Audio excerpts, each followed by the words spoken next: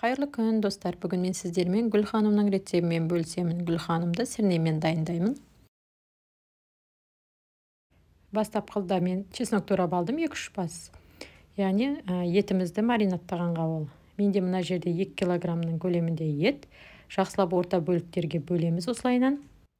Менде байқағандарыңыздай сиыр еті алдын ала тұздалып, қарабұрышталған, чеснокталған.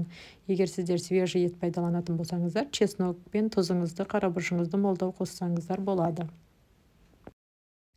Каналға жазылып, қоңырауша белгісін басылып, комментарий қалдыруды ұмытпаңыздар. Қолдауларыңызға рахмет. Барлық етті осындай біркелкі етіп, бөліктерге бөліп аламыз.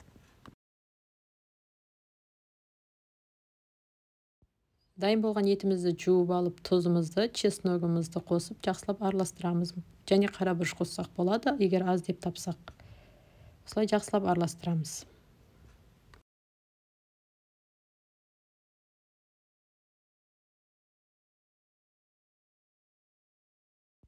Міне бізде етіміз дайын. Ендігі кезекте қазанға майды құйып, отымызды қосып, қыздырамыз. Қызған майға етті салып қуырамыз.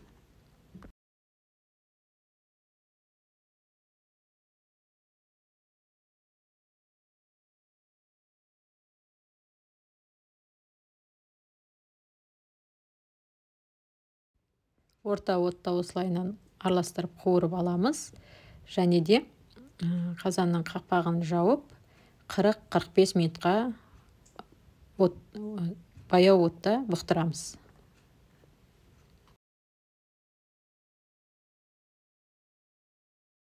Осылайынан орта отта көріп тұрғандарыңыздай суы тартылғанша қуырамыз. Яғни қуырып бұқтырамыз өз сөліне.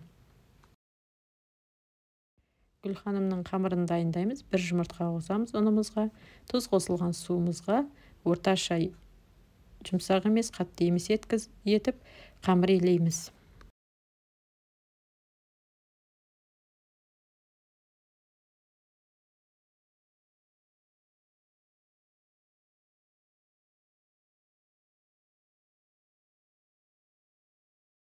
Мінекей қамырымыз дайын, 15-20 минутқа тұндырып қоямыз.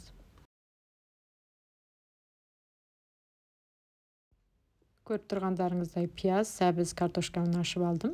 2 пиязды қатты жіңішке емес етіп осылайынан тураймын. Сәбізді де езіліп кетпейтіндей қылып, ірілеу көлемде турап аламын бәрін. Видеода көріп тұрғандарыңыздай.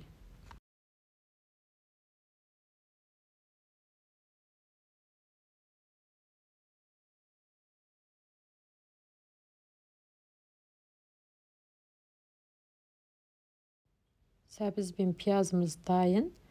Мінекей қазанның қақпағын аштық. Көріп тұрғандарыңыздай суы тартылған пиязымызды қосып, 1-2 минут көлемінде қуырамыз. Және де бетіне сәбізді салып, қақпағын жауып қазанның 10-15 минутқа тағы да жауып қоямыз. Каналға жазылып, қолдау көрсетуді ұмытпаймыз.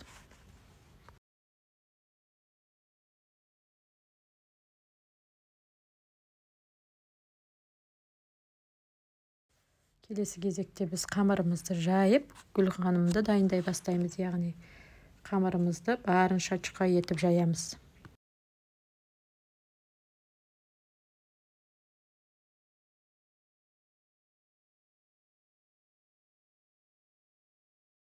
Мінекей біздің қамырымыз дайын, барынша жұқа етіп жаямыз осылай. Бірінші Гүл ханымды орамас бұрын осылайынан қуырылып тұрған қазанымызға картошкамызды салып, тұзымызды қосып, тағы да бір 15 минутқа жауып қоямыз. Оған Гүл ханымды дайындағанша картошкамыз пісе береді.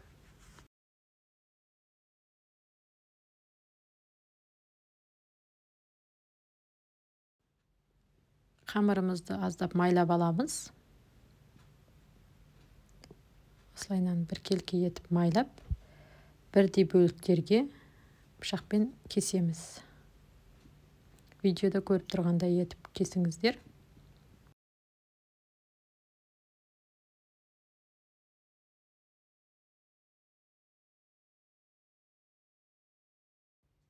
Начинкасын салып, орасақ болады. Менде начинка сәбіз бен пияз, яғни Пиязды барынша майдалап турап, сәбізді теркадан өткіздік күштен. Осылайынан салып, начинканы гүл формасында ораймыз.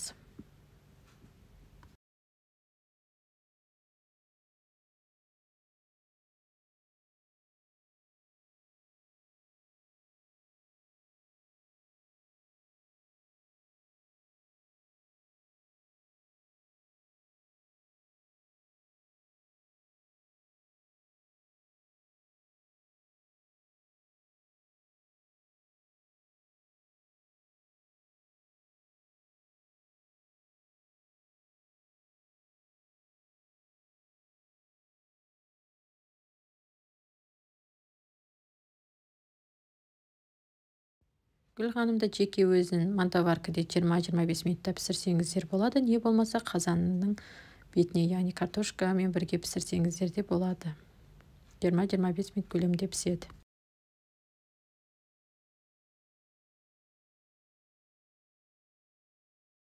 Қалауларыңызша томат қоссаңыздар болады. Мен бір жарым ас қасық көлемінде томат қосып араластырамын.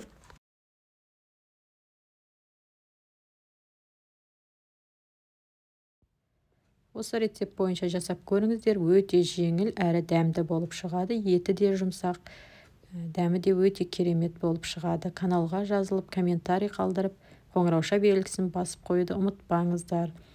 Баршаңызға алдын ала рахмет, ас болсын. Мінекей Гүлханымды салып, осылайынан 20-25 минутқа тағы да бұқтырамыз. Мінекей біздің Гүлханым дайын. Видеода көріп тұрғандарыңыздай, түрі айтып тұрғандай өте дәмді болып шығады.